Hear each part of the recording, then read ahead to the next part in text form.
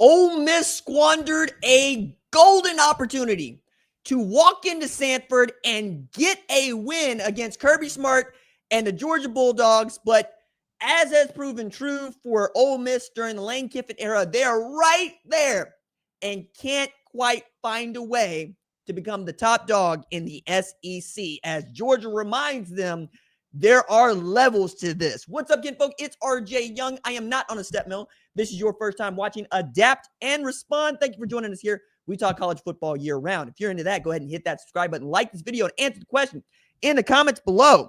Did you expect Georgia to win a high-scoring affair against Ole Miss this afternoon? Because if you did, I'd like to know if you use MyBookie to bet with them, because we are partnered with MyBookie here for the rest of the college football season. And in doing so, you could make your bets via in-game lines, player props. You could also do against the spread. I think that it's fascinating to find out what it is that y'all are betting on and who you think is going to win, especially given the information that I'm providing you here on the show. And if you do that, use the promo code RJYoung at mybookie.com. $500 is covered. Your first $500 is covered. If you miss on your bets, you're covered up to that point, meaning that if you opt in for your bet back token, they'll make you whole again so you can play again. Because if you did bet on Ole Miss, you feeling some kind of way today. If you felt on Georgia, like same as I thought it would be.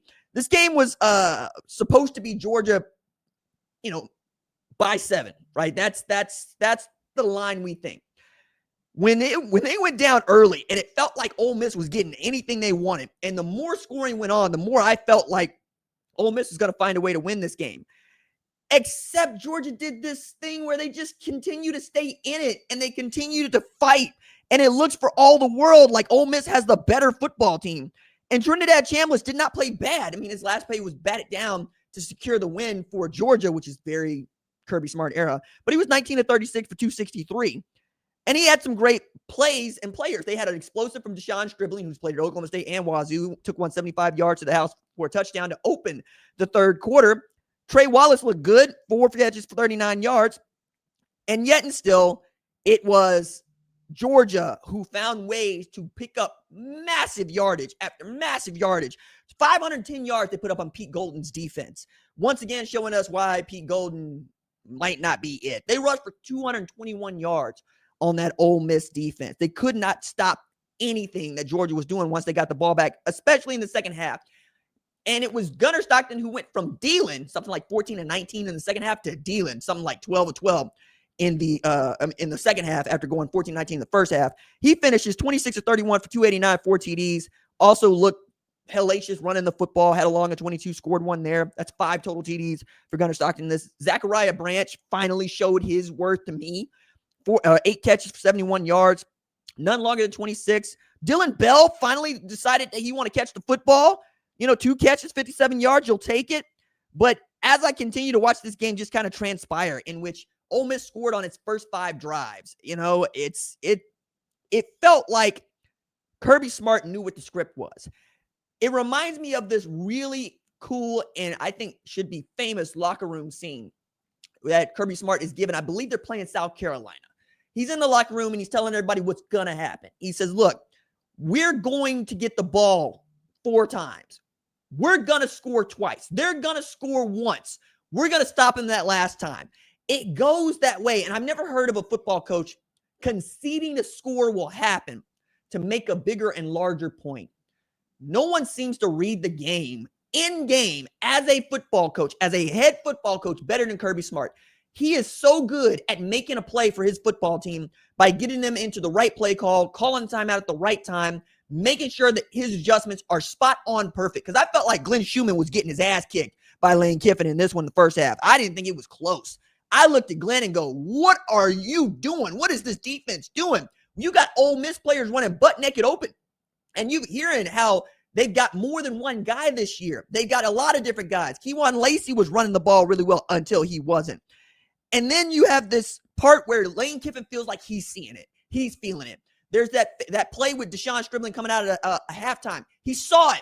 He saw man coverage, and he said, look, throw the early comeback and let Deshaun beat one defender, and he's gone to the house. And that's exactly what happened. Caught that ball, cut inside, got upfield, and 75 yards to the house.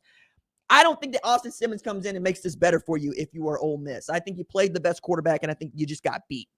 I also think that it's going to be really difficult for Ole Miss fans to stomach because this felt like a game that you should win. 21 first downs, 5 of 9 on third down, 1 of 2 on fourth down, but you only put up 351 yards, and most of those were through the air.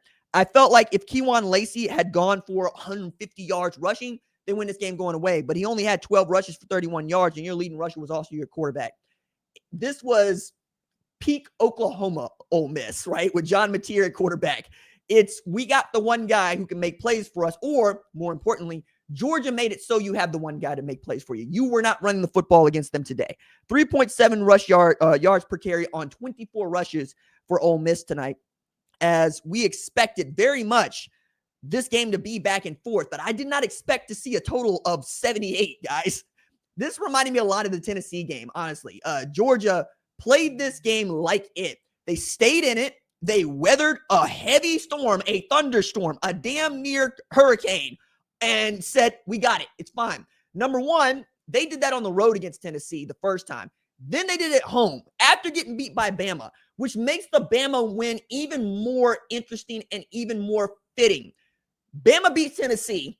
It feels like that's your front runner to win the SEC championship. No matter what A&M does, no matter what, LSU's out of it. Vanderbilt, they got the loss to Bama. That's just how it's going to stack up for me. It feels like all Bama has to do is beat Tennessee tonight, and that's who we're going to talk about winning the SEC championship, and we'll be talking about Kalen DeBoer perhaps making the playoff and or making a run after that rocky first year, which also resulted in 9 wins in 13 games. 43-35, that is exactly the kind of SEC football that Kirby Smart and that Brent Venables and that others talk about when it feels like they're making an excuse, because they sometimes are, when they say, hey, it's hard to win in the SEC. Every single team we play is good. Every single time we go out there, we have an opportunity to lose. When you're losing to unranked opponents, that's a really crappy excuse. But you saw how Auburn was in this game against Georgia, and they're not very good on their record. You also saw Mississippi State been able to knock off an Arizona State team that's giving Texas Tech the business when we was last watching this. I still got to take it back to Ole Miss, though. You had this chance. You're 6-0. You got a chance to be 7-0 with a win against Georgia, and you got to play Oklahoma next week. This needed to be a win for you. Now, you got to play back to the Grove, and you're going to do what Oklahoma's got to do. You're playing elimination football the rest of the way.